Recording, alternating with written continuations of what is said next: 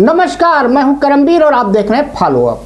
Supreme court की सख्ती के बाद आखिरकार महाराष्ट्र विधानसभा के स्पीकर राहुल नार्वेकर ने शिंदे गुट के हक में आज फैसला सुना दिया। इससे महाराष्ट्र की शिंदे सरकार शिवसेना विधायकों की अयोग्यता को लेकर राहत मिल गई है। देखने वाली बात यह होगी कि इस फैसले पर ठाकरे गुट क्या रुख अख्तियार करता है। विधानसभा अध्यक्ष राहुल नार्वेकर ने अपने फैसले के जरिए उद्धव गुट को बहुत बड़ा झटका दिया है। स्पीकर नार्वेकर का फैसला शिंदे गुट के पक्ष में आया है। उद्धव गुट की मांग को स्पीकर ने खारिज कर दिया है। विधानसभा अध्यक्ष ने अपने फैसले में बताया कि एकनाथ शिंदे गुट ही असली शिवसेना है। राहुल नार्वेकर ने फैसला पढ़ते हुए कहा कि शिवसेना का 99 का संविधान ही मान्य है। इसी रिकॉर्ड में सीएम शिंदे गुट असली पार्टी है।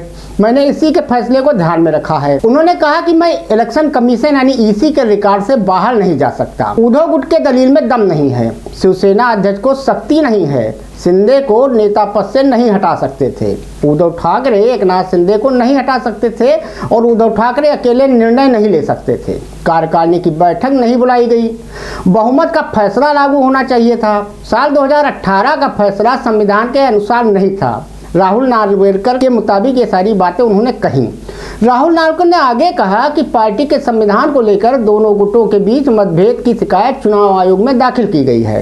संविधान का आधार यह बताने के लिए लिया गया है कि असली शिवसेना कौन है। चुनाव आयोग का फैसला पार्टी के संविधान पर आधारित है। साल 2018 में संविधान में जो संशोधन हुआ उसका पूरा विचार पार्टियों को था। उस वक्त जो संविधान संशोधन हुआ वह सभी की सहमति से हुआ है, लेकिन चूंकि चुनाव आयोग के पास कोई रिकॉर्ड नहीं है, इस संबंध में इस संविधान को ध्यान में नहीं रखा जाएगा, बल्कि 1999 के पुराने संविधान को ध्यान में रखा जाएगा। 2022 में शिवसेना बट गई थी। महाराष्ट्र की राजनीति के लिए आज असल में बड़ा दिन है। शिंदे के नेतृत्व में विधायकों की बगावत के चलते जून 2022 में शिवसेना विभाजित हो गई थी। उच्चतम न्यायालय ने फैसला सुनाने की समय सीमा 31 दिसंबर 2023 तक तय की थी, लेकिन उससे कुछ दिन पहले 15 दिसंबर को शीर्ष अदालत ने अवधि को 10 दिन बढ़ाकर फैसला सुनाने के लिए 10 जनवरी की नई तारीख तय की थी। नार्वेकर ने कहा अपने फैसले में कि उन्होंने ऐसा चुनाव आयोग के शिंदे की शिवसेना को असली शिवसेना के बताने के फैसले के आधार पर किया है। उद्धव ठाकरे के पास एकनाथ शिंदे को पार्टी से हटाने का अधिकार नहीं था। यह अधिकार सिर्फ पार्टी की राष्ट्रीय कार्यकारिणी के पास है। तो यह फैसला उद्धव ठाकरे गुट के लिए बड़ा झटका है।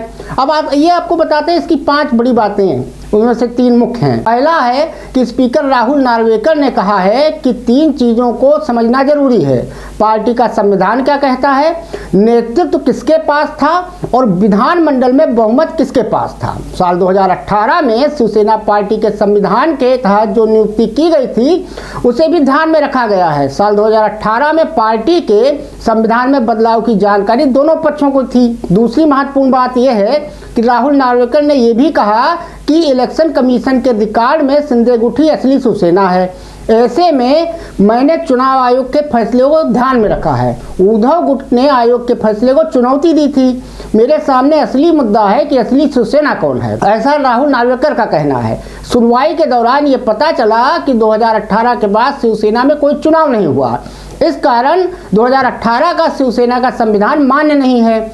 ऐसे में हमने साल 1999 के संविधान को सबसे ऊपर रखा। तीसरी महत्वपूर्ण इसमें यह बात है कि जिन विधायकों की अयोग्यता को लेकर फैसला आया है उनके नाम सीएम एकनाथ शिंदे, रोजगार मंत्री संदीपान राव भुमरे, स्वास्थ्य मंत्री डॉक्टर तानाजी सावंत, अल्पसंख्यक विकास मंत्री अब्दुल सत्तार, भरत गोगवले, संजय सिरसाट और यामिनी जाधव हैं। इसके अलावा अनिल भाऊ बाबर, डॉक्टर किनकर बालाजी प्रहलाद, प्रकाश सुर्वे, महेश शिंदे, लता सोनवड़े, चिमन राव रूपचंद पाटिल, रमेश बोरनारे, डॉक्टर संजय राय मुलकर और बालाजी कल्याणकर हैं। अब कुल मिला के देखना यह होगा कि इस फैसले के बाद ठाकरे गुट जो शिवसेना का है क्या वो सुप्रीम कोर्ट का रुख करता है, सुप्रीम कोर्ट इस पे क्या कहता है, ये देखने वाली बात होगी। बहरहाल फिलहाल महाराष्ट्र की एकनाथ शिंदे सरकार को राहत मिल गई है। उस पर अब किसी तरीके की तलवार फिलहाल नहीं है जब तक सुप्रीम कोर्ट कुछ नहीं करता है। धन्यवाद।